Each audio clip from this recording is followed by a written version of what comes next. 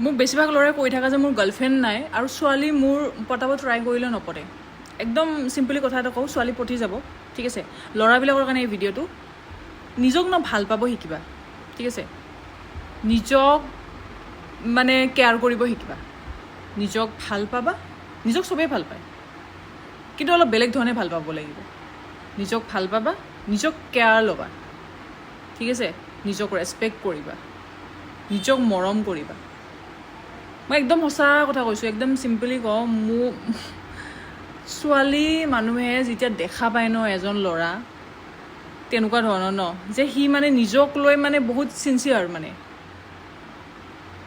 ফিদা তোমাৰ ওপৰত ফিদা I am telling U চাবা এই বস্তুটো তুমি আগতে নিজক সেই কৰা সিমানখিনি যোগ্যতা বনোৱা